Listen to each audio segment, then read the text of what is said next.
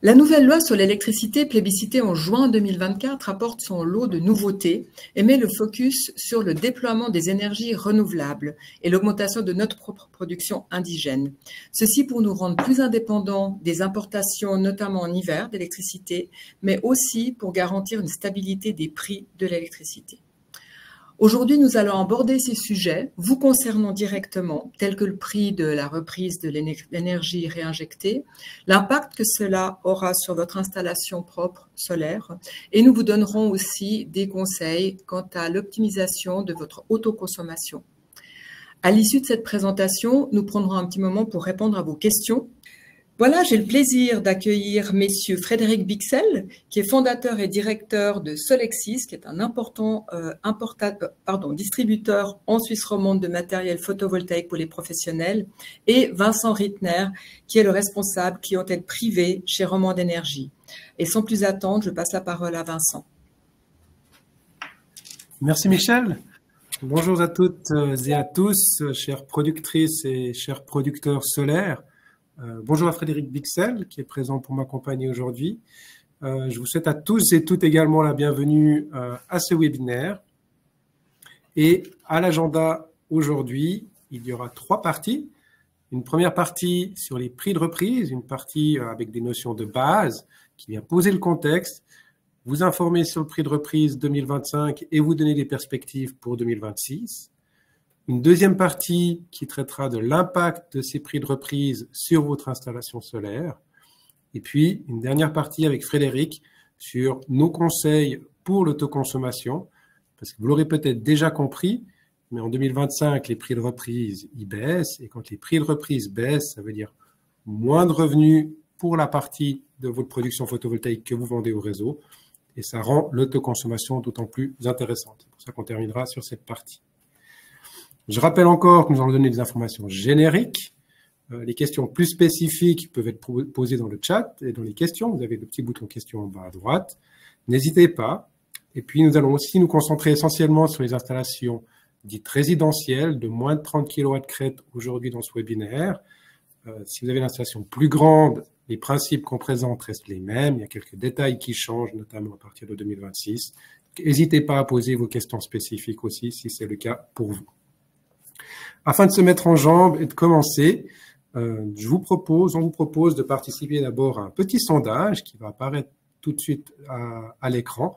Un sondage très simple auquel on va vous demander de simplement répondre à la question suivante. Si vous connaissez la quantité d'électricité que vous consommez dans votre foyer et celle que vous produisez avec votre installation photovoltaïque. Ce n'est pas un test, il n'y a pas de bonne ou de mauvaise réponse. L'objectif, c'est d'avoir une tendance. Donc, on vous invite, si vous avez rapidement le chiffre qui vous vient en tête, vous pensez qu'il est juste, vous pouvez répondre oui. Et si ce n'est pas le cas, n'hésitez pas à répondre non. Il ne faut pas vous gêner. C'est juste une tendance qu'on essaye de récolter. On voit une tendance assez claire. Je pense que vous pouvez tous aller voir le résultat. On voit que 80% des participants aujourd'hui connaissent déjà ces chiffres, en tout cas les ordres de grandeur, ce qui est une très bonne chose, ce qui confirme aussi que la plupart des personnes qui sont producteurs ont en fait une compréhension déjà plus avancée que les autres sur leur consommation énergétique et sur leur production. Et puis ces 2 chiffres en fait qui vont être importants ou qui sont importants globalement quand on essaie de comprendre l'impact d'un prix de reprise ou quand on essaie d'évaluer ensuite le potentiel d'autoconsommation. Donc c'est très bien, vous êtes déjà avertis. Sans plus attendre, je passe maintenant sur le contenu avec cette slide, cette diapositive d'introduction qui remontre l'historique du développement du photovoltaïque sur le réseau de Romande Énergie.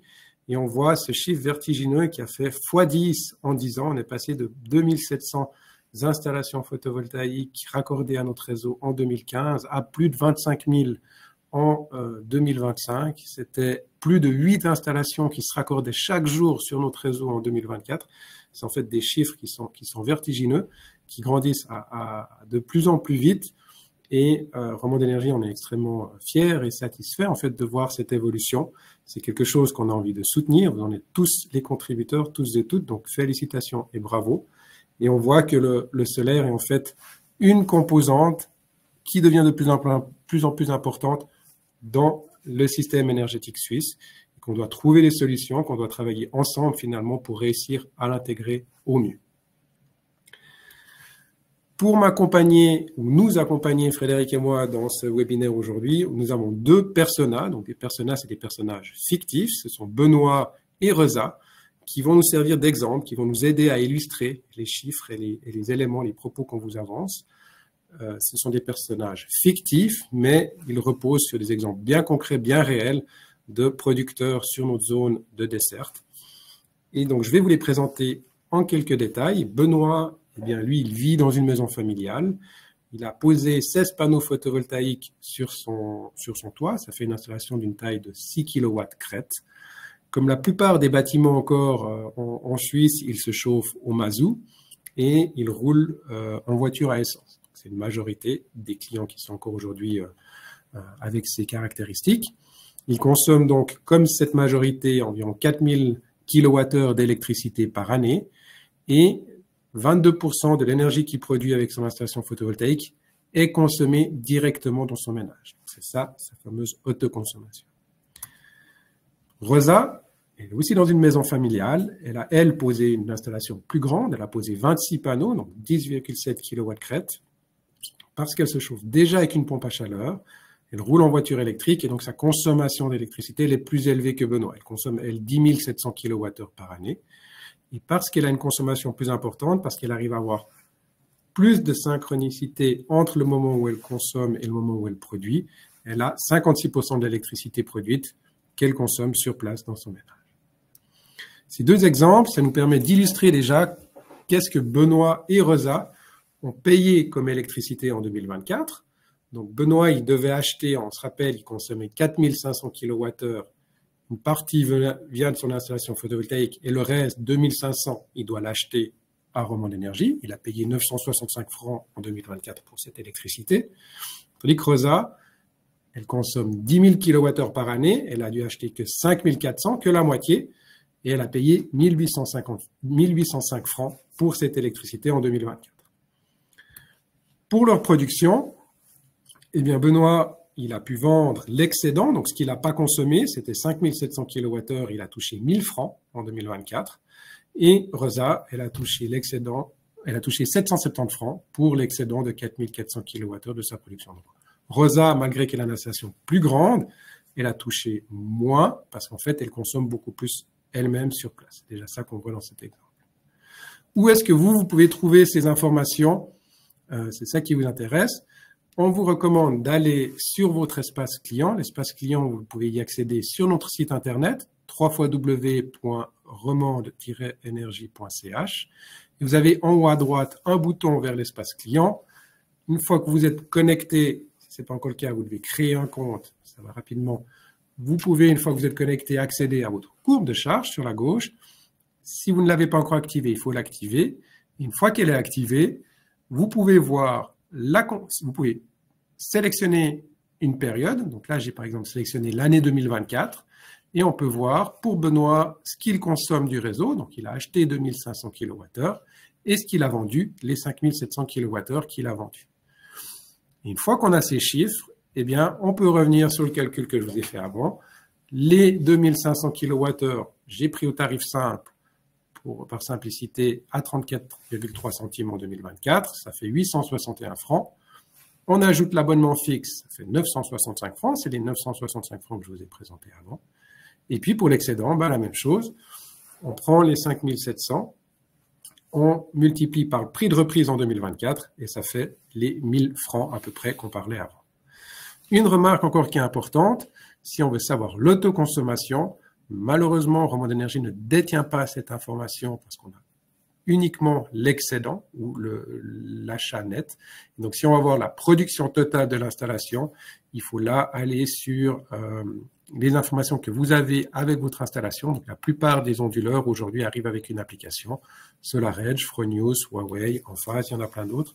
Mais la plupart des installations sont livrées aujourd'hui avec une application qui vous donne le montant de la production totale et d'autoconsommation. C'est une information que Romande Énergie ne connaît pas. Prix de reprise en 2025 et les perspectives 2025. Donc on vient dans le concret. Les changements qu'on voit en 2025 sur le prix de reprise sont d'abord qu'il y a un prix de reprise qui devient trimestriel. Le Monde Énergie a fait le choix de changer ce prix tous les trimestres. Et le deuxième grand changement, c'est qu'il y a la fin d'un pic. On voit sur ce petit graphique illustratif à droite, en bas, que historiquement, on a eu en 2023 et en 2024 un prix qui était beaucoup plus haut que ce qui était avant.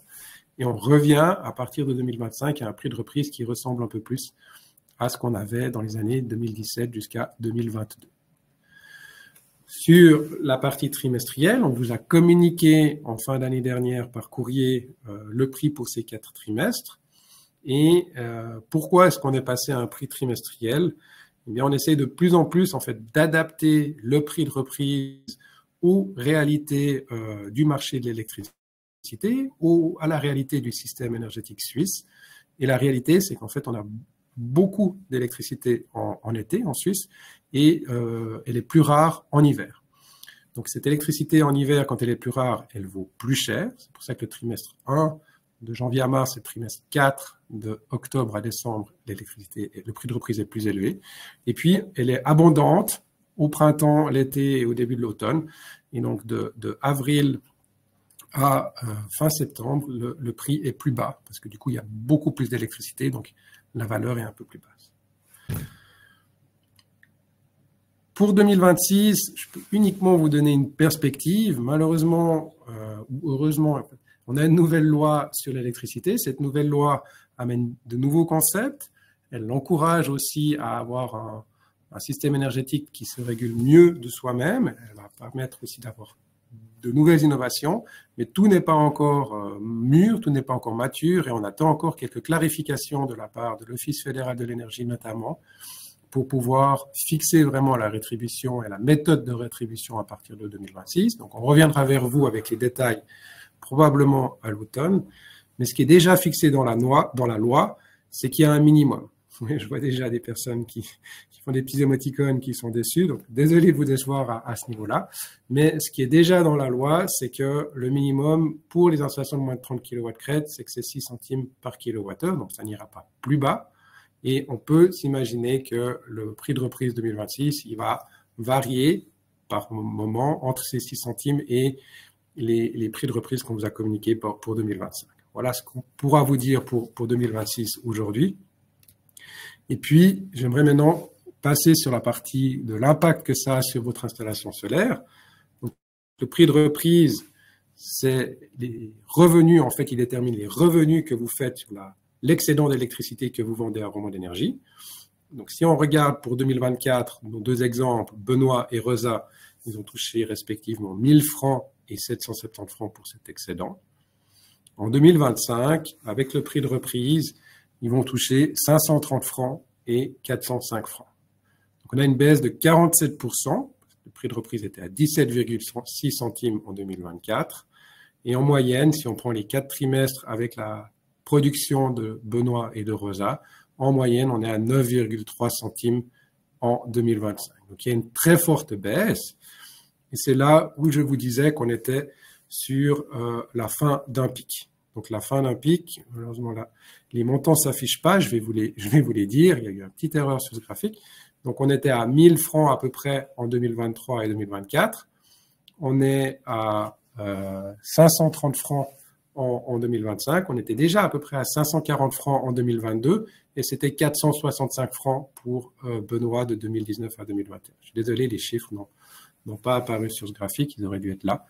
Mais donc, on voit que les 530 francs qu'on a en 2025 sont très comparables à ce qu'il y avait dans les années avant.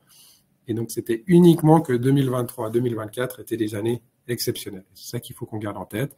Et que ce n'est pas pour autant qu'une installation photovoltaïque n'est plus rentable, parce que dans les années 2019 à 2022, beaucoup de gens avaient déjà fait le choix de mettre une installation photovoltaïque et rentabilisaient leur installation à ce moment-là. Un dernier point avant de passer la parole à Frédéric, c'est que si les prix de reprise ont baissé, les tarifs de consommation sont, eux, stables. Donc, le prix qu'on doit payer pour l'électricité, le réseau et les taxes, lui, a baissé que de 4%. Et donc, un producteur qui économise ou qui autoconsomme, un producteur qui va et consommer directement 1 kWh de son installation, il continue à économiser 30 centimes par kilowattheure. Donc ça veut dire que l'électricité, elle, reste chère. On voit que le système doit évoluer, que les coûts pour gérer un système, eux, restent stables, et que si vous produisez votre propre électricité, vous continuez à économiser 30 centimes par kilowattheure, et que c'est ça qui est le plus intéressant, plutôt que de la vendre à 6, 7, 8, 9 centimes à rebond d'énergie, essayez d'économiser un maximum de consommation, donc essayez de faire un maximum d'économie. Et c'est là qu'on parle d'autoconsommation, et c'est sur ce message que je vais passer la parole à Frédéric. À vous, Frédéric. Bonjour à toutes, bonjour à tous. Merci Michel, merci Vincent pour cette introduction. Je vais vous parler, pour ce qui me concerne, de que peut-on faire pour améliorer l'autoconsommation de son installation photovoltaïque. Donc là, on part du principe qu'une installation solaire est déjà existante. On a vu les deux cas de Benoît et de Rosa, et c'est sur ces deux cas-là qu'on va réfléchir à comment améliorer en fait le taux d'autoconsommation pour minimiser le reflux sur le réseau. C'est ça l'importance de la stratégie actuellement pour pouvoir minimiser cet impact. Quelle est la différence entre autoconsommation et autonomie? Je vais vous donner une définition le plus simple possible pour la comprendre. Donc l'autoconsommation, c'est en fait, si ici je vous représente la courbe de production d'une installation solaire, vous voyez cette pic de production à midi, la courbe vert clair. On voit la consommation du ménage, qui est la courbe vert extrêmement clair, qui évidemment court sur toute la durée des 24 heures d'une journée complète. Et puis la partie qui va être directement consommée localement au moment où il existe une production solaire.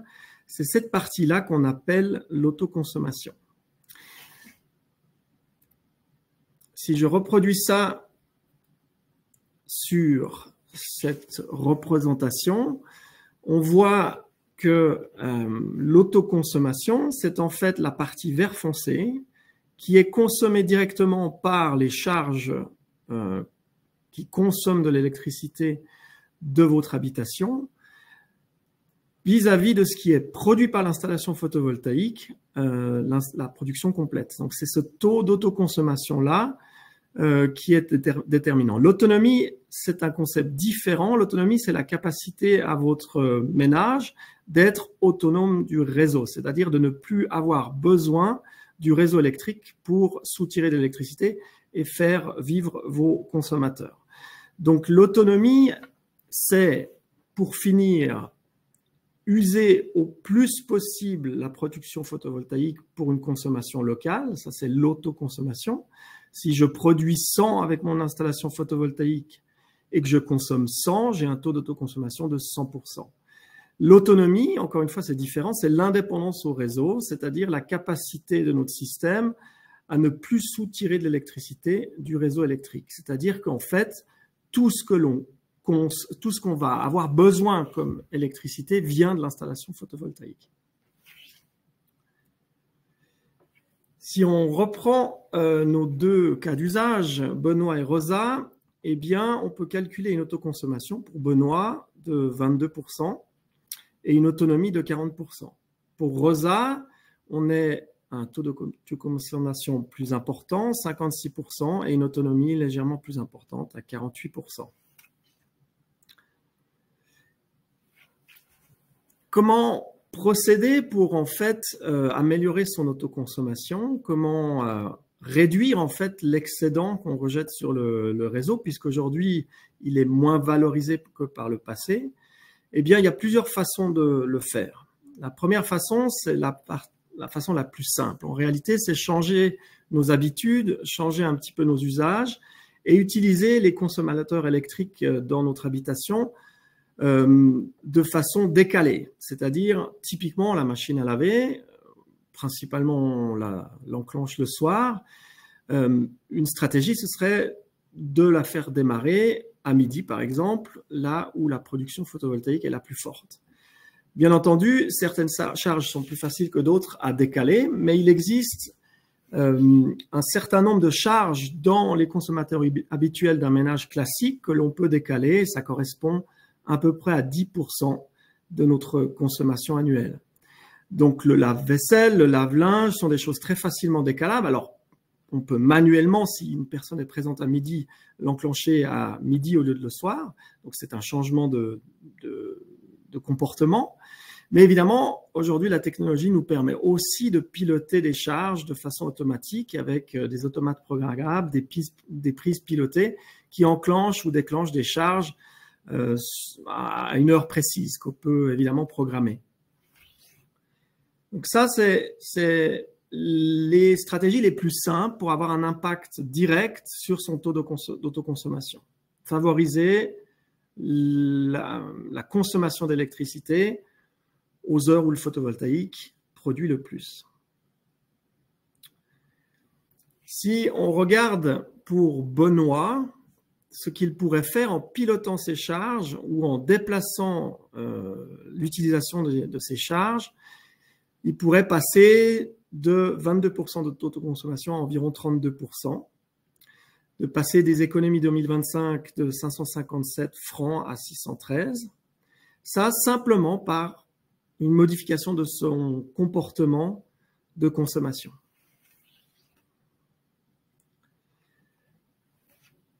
Une autre façon d'autoconsommer, c'est en réalité, lorsqu'il n'y a pas de consommateur actif lors de la production photovoltaïque, c'est de la stocker. Cela permet de retenir cette production photovoltaïque à l'intérieur du bâtiment et de la décharger lorsque les consommateurs en ont besoin. Donc, c'est la stratégie de stockage. Dans le graphique que je vous ai présenté en premier slide, vous avez ici, hop là, il est revenu en arrière, la mise en œuvre d'une batterie. Vous avez donc une partie de la production solaire qui va charger la batterie, et puis la batterie va se décharger dans les consommateurs à un certain moment donné.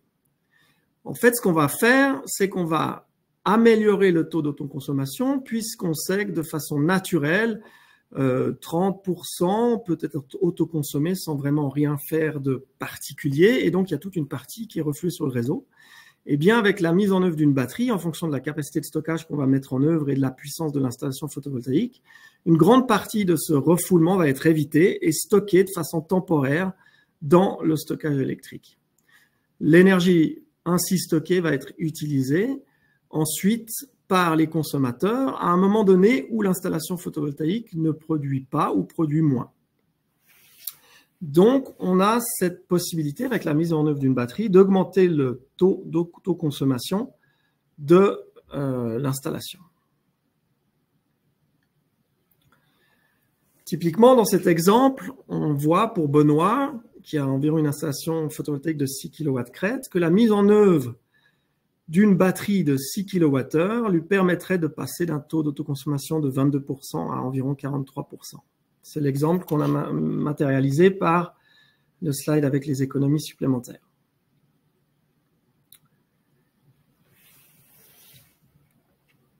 Voilà. Donc là, en rajoutant une batterie de 6 kWh, on augmente ce taux d'autoconsommation de 22% à 42% et on réalise des économies supplémentaires. Si on tombe sur le cas de Rosa, qui, pour rappel, avait déjà un taux d'autoconsommation assez élevé, qui était principalement lié au fait qu'elle a une pompe à chaleur, donc un consommateur électrique qui va convertir l'électricité en chaleur, et une voiture électrique qui est en fait un consommateur variable dans l'habitation, qui consomme quand elle se raccroche à la borne de recharge à la maison. Donc elle avait déjà un taux d'autoconsommation supérieur, et on peut penser qu'avec l'ajout d'une batterie de 6 kWh, elle va réaliser aussi une augmentation de son taux d'autoconsommation qu'on peut estimer à 71% et réaliser des économies supplémentaires en 2025 avec les nouvelles conditions de rachat et de consommation. Donc, on voit que le stockage électrique a un impact positif sur le taux d'autoconsommation, et passer au tout électrique, c'est un peu ce que Rosa a commencé à faire. C'est de faire un couplage sectoriel, on appelle ça, entre la production de chaleur, par exemple, et la consommation d'électrique. On va utiliser la mise en œuvre d'appareillages comme les pompes à chaleur pour produire de la chaleur à partir de l'électricité. Ça, l'avantage, c'est que c'est des technologies de conversion très efficientes. Et puis, pour Rosa, eh ben, elle a un consommateur supplémentaire, consommateur électrique, et elle va donc pouvoir augmenter le taux d'autoconsommation de son installation solaire photovoltaïque. La mise en œuvre d'un véhicule électrique aussi est un bon exemple pour augmenter son taux d'autoconsommation et réaliser ainsi des économies supérieures.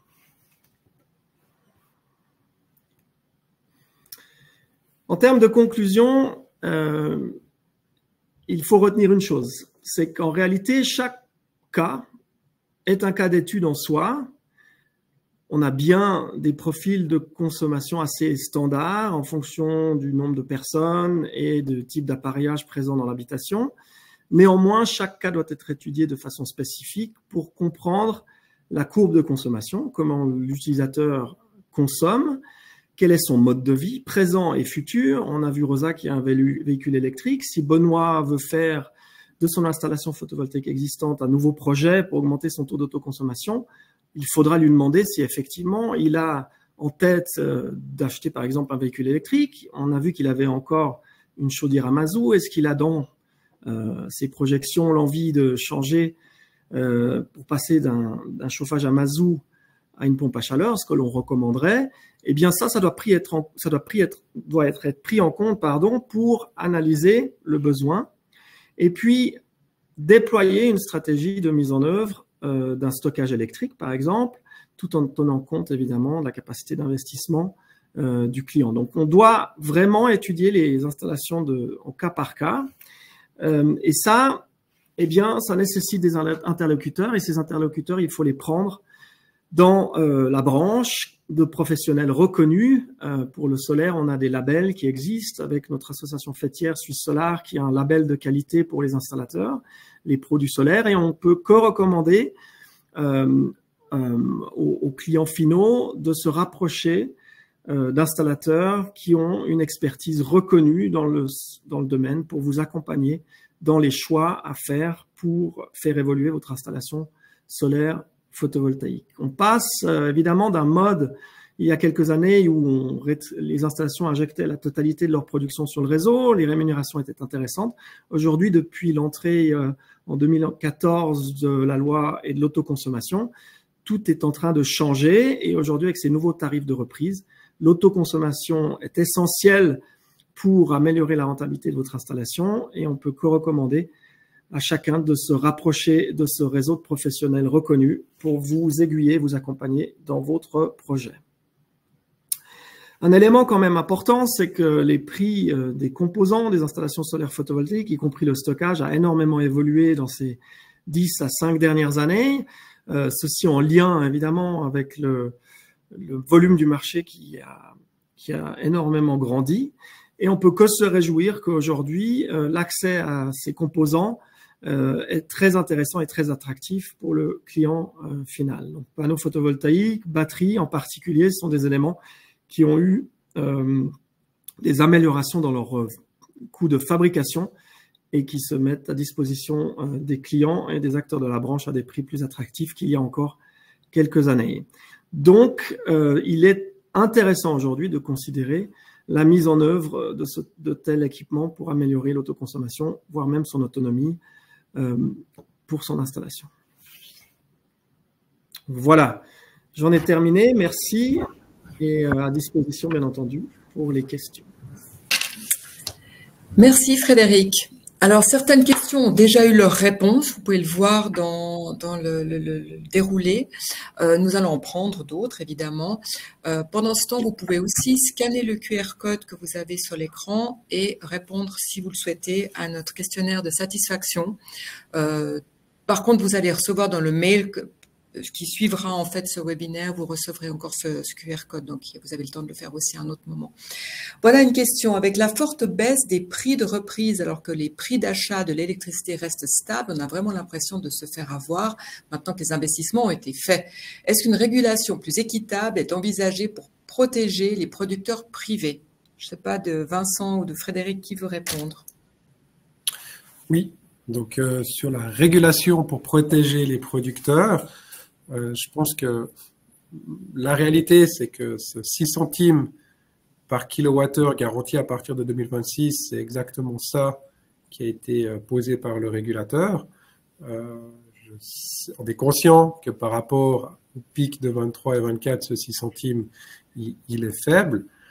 Mais la réalité, c'est que le prix de l'électricité quand une installation photovoltaïque injecte arrive à des niveaux qui sont très très bas. Donc l'été, Romande Énergie, on a une électricité qu'on doit des fois finalement payer même d'autres personnes parce qu'on a trop d'électricité. Sur les journées d'été, Romande Énergie, il n'y a que de l'électricité photovoltaïque et on a des fois trop. Et donc si on doit sortir, en fait à un moment donné, on doit sortir de ce prix subventionné pour revenir sur un mécanisme de prix de marché. Par contre, on doit trouver d'autres moyens de valoriser cette énergie. Et c'est là où on est vraiment en plein milieu du changement et de la transition énergétique. On a vécu 5-10 ans où c'est les subventions qui ont permis aux installations solaires de venir.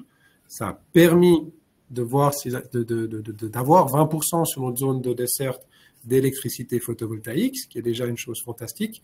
Et maintenant, on doit sortir de ce modèle où on subventionne, qui n'est pas efficace, qui fait payer finalement les consommateurs trop, parce qu'à la fin, à côté des producteurs, il y a l'électricité que je paye en tant que consommateur, et toutes les personnes qui ne peuvent pas être producteurs payent aussi ces subventions.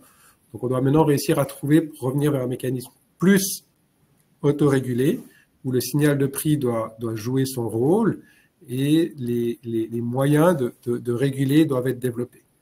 Et on est sur ces années charnières où tout n'est pas encore à disposition. Donc il y a différents éléments qui viennent en place. Il y a tout ce que Frédéric a partagé sur l'autoconsommation. Il y a des communautés d'autoconsommation, des regroupements de consommation propres virtuels qui sont possibles. Et puis, il y a d'autres choses qui seront nécessaires à être développées pour valoriser ou pour offrir des tarifs peut-être qui ne sont plus stables sur la journée, mais par exemple sur des heures creuses qui offrent une électricité encore meilleur marché quand on a beaucoup d'électricité photovoltaïque et qui rend l'électricité un peu plus chère quand on n'a pas assez d'électricité. Donc la nouvelle loi permet de développer toutes ces choses-là. Cette nouvelle loi, les dernières ordonnances, elles sont arrivées en mars 2025, donc on n'a pas encore non plus le temps de développer tous les produits qui permettent de tirer profit et avantage de ces éléments-là, mais ça permettra de mieux valoriser avec un prix qui correspond à ce qu'on paye sur le marché. Et la protection, elle est là, parce qu'elle est à 6 centimes par kilowattheure pour les petits producteurs. Merci Vincent. Je crois que vous pouvez rester en ligne pour la question suivante, qui est: ne serait-il pas plus rationnel d'installer des systèmes de stockage au niveau du distributeur plutôt que des producteurs privés, donc à chaque particulier? Ceci à plus forte raison que le stockage ne résout pas toute la différence, et hiver-été. Alors, le stockage du distributeur ne résoudra, en tout cas, le stockage dans des batteries pour le distributeur ne résoudra pas non plus le problème été-hiver. Même les barrages, c'est compliqué de les utiliser vraiment pour faire du stockage très long. Par contre, l'avantage de stocker une batterie d'avoir une batterie dans la maison, c'est qu'on économise pour le consommateur final aussi le coût du réseau de distribution. Donc, dans le réseau, on commence à réfléchir, mais la rentabilité d'une batterie sur le réseau n'est pas forcément meilleure qu'une batterie directement posée dans un bâtiment. Par contre, Frédéric l'a bien expliqué, c'est une analyse à faire par situation. Et donc la même chose, Romande Énergie aussi commence à faire des analyses sur son réseau. Est-ce qu'il faut commencer à installer des batteries plus stationnaires à certains endroits? On fait aussi cette analyse et au cas par cas, on prend les décisions et on les. Bon, toujours pour vous, Vincent, pour quelles raisons les tarifs de Romande Énergie ne suivent pas la tendance des autres prestataires? Augmentation plus élevée et baisse plus faible. Voilà, donc il y a toujours des effets temporels en fait dans la construction du tarif de reprise. Je précise que c'est un tarif qui est extrêmement régulé. Il y a le niveau de marge admissible derrière est fixé par la loi. C'est l'ELCOM, le régulateur qui nous suit, qui est le policier finalement de ces tarifs.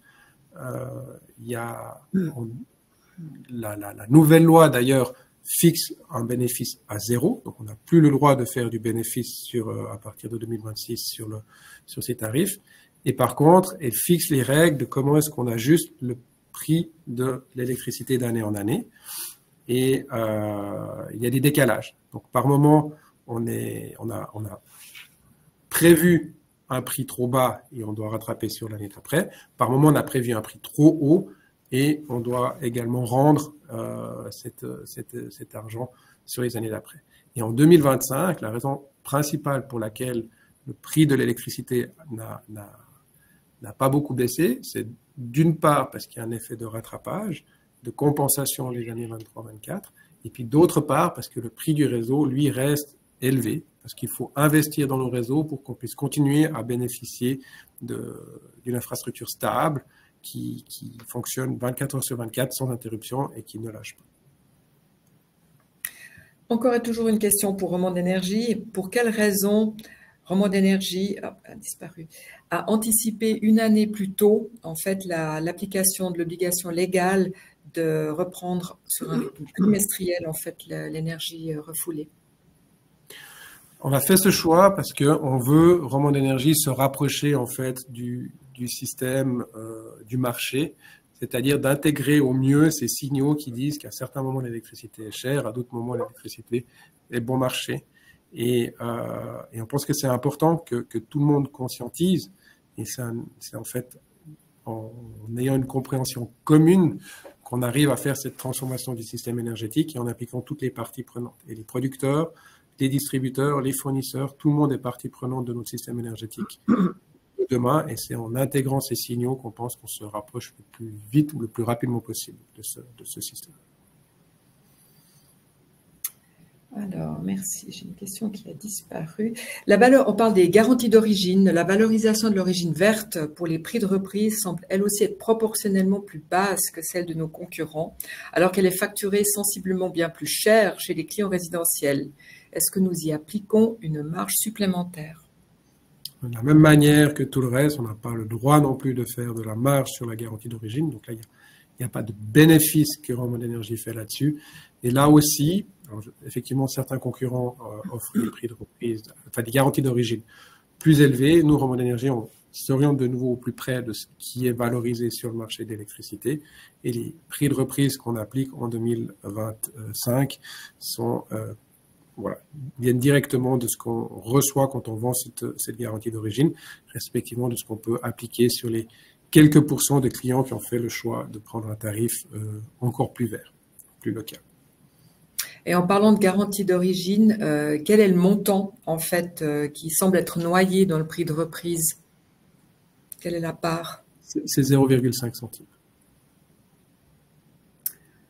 Une autre question, est-ce que cette nouvelle tarification ne va-t-elle pas tuer l'essor du photovoltaïque? Je m'adresse plutôt à vous, Frédéric.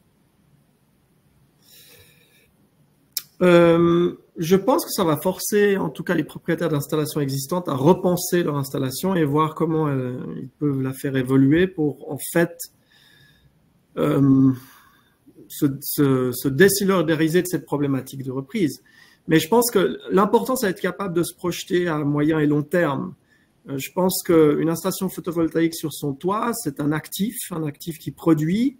Et si je suis propriétaire et que je possède cette installation photovoltaïque sur mon toit, je pense que c'est un actif qui va trouver aussi dans le temps d'autres sources de valorisation. On sait que ramener de l'énergie photovoltaïque sur le réseau va gentiment devenir porter un certain poids en fait pour le producteur à terme, parce qu'on voit que la transition énergétique ne peut pas se faire sans le photovoltaïque et qu'il y a des moments, le réseau a besoin d'énergie. Donc on a forcément un outil qui peut se valoriser.